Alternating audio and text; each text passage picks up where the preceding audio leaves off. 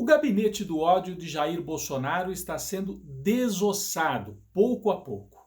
Primeiro foram as buscas e apreensões determinadas pelo Supremo Tribunal Federal, atingindo o coração do gabinete do ódio. Depois, algumas prisões até, de Sarah Winter e desse blogueiro Eustáquio.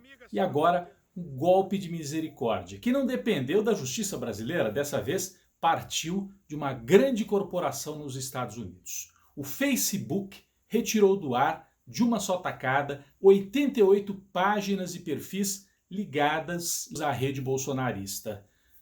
Indícios de que algumas dessas páginas que disseminavam mentiras e fake news operavam a partir de contas dentro de gabinetes da família Bolsonaro. Então é algo muito grave. Mas o que chama a atenção? Quem apareceu para faturar depois que as contas foram retiradas do ar? Ele mesmo, Sérgio Moro. Isso diz muito sobre essa operação e também sobre o jogo de forças na extrema-direita no Brasil. É sobre isso que nós vamos falar aqui na TV Afiada.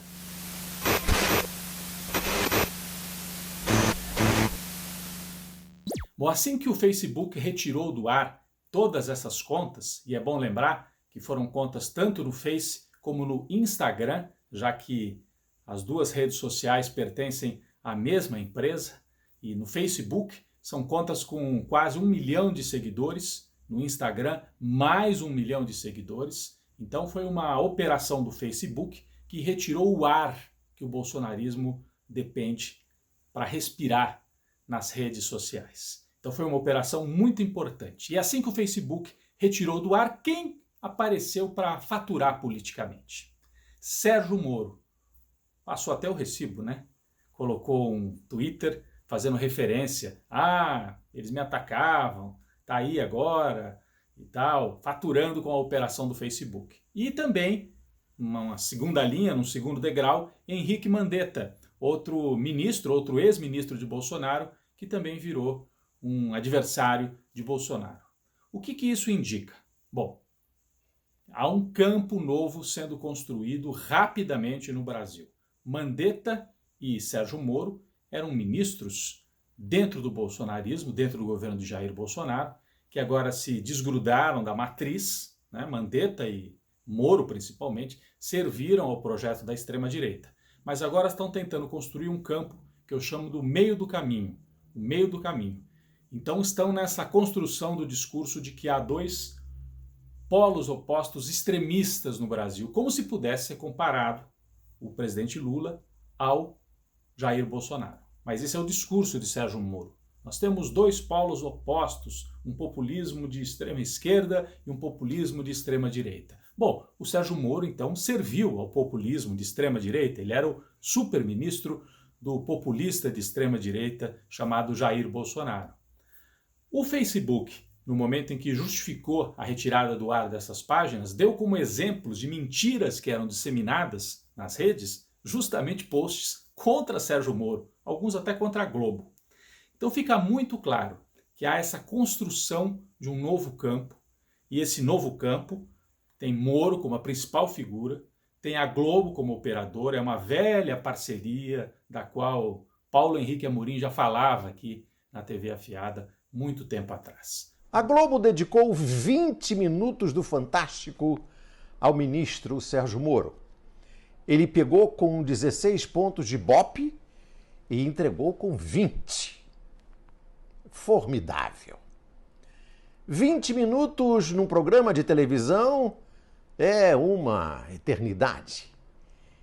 E o que significa isso? A Globo ceder 20 minutos ao Sérgio Moro? Significa que a Globo já tem um presidente para chamar de seu. Moro sempre foi o candidato do coração da Globo.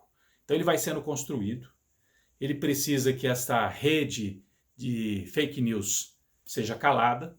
Agora, essa rede de fake news serviu para eleger o Bolsonaro em 2018.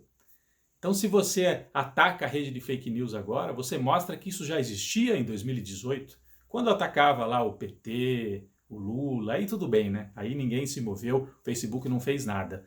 Aliás, Essa rede, que foi usada aqui no Brasil pelo Bolsonaro, tem documentários sobre isso, foi usada da mesma forma pelo Donald Trump lá nos Estados Unidos, foi usada pelo pessoal do Brexit na Inglaterra para que ocorresse o rompimento do Reino Unido com a comunidade europeia. Então é uma estratégia conhecida, já era conhecida em 2018, o Facebook não fez nada, o Facebook foi parceiro naquele momento. Só que agora a extrema-direita se dividiu em dois polos no Brasil. Os dois têm ramificações nos Estados Unidos.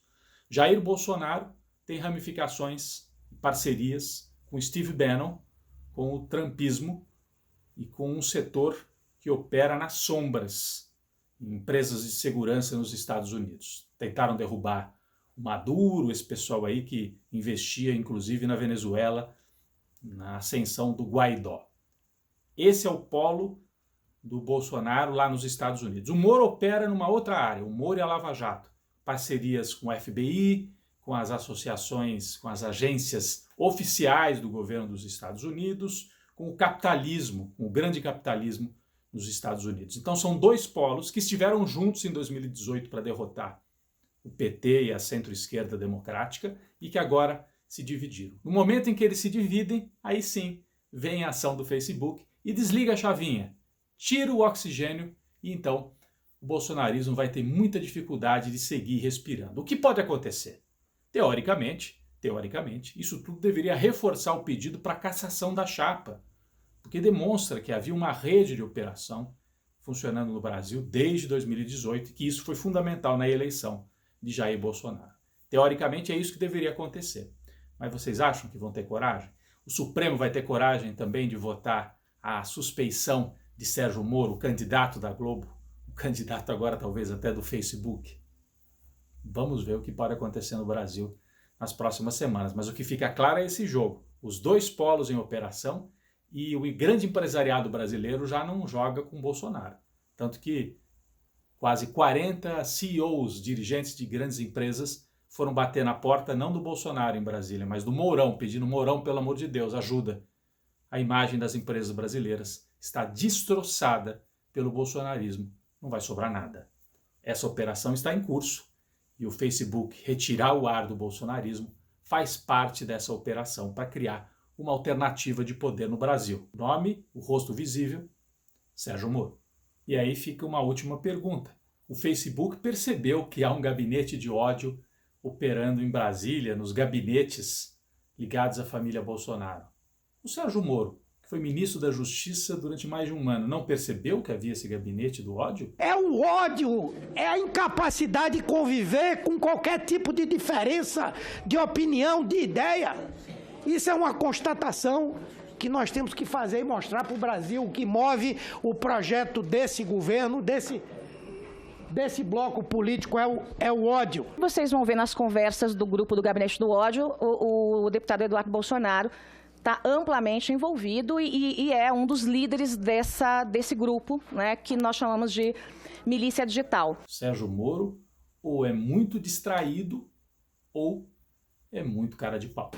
Eu tenho uma opinião sobre a CPI de fake news, mas eu vou me reservar o direito de não falar. O que nós temos hoje é uma rede social que as pessoas se expressam, né, muito. Às vezes há exageros, né? Normalmente não gosto desses exageros, mas assim, é uma liberdade de expressão que tem que ser preservada, né? É um espaço de comunicação, é um espaço de debate, é uma forma das pessoas se aproximarem. Eu acho que as pessoas têm que ter um certo autocontrole nesse meio, mas enfim, eu não vejo isso como sendo um grande problema atual.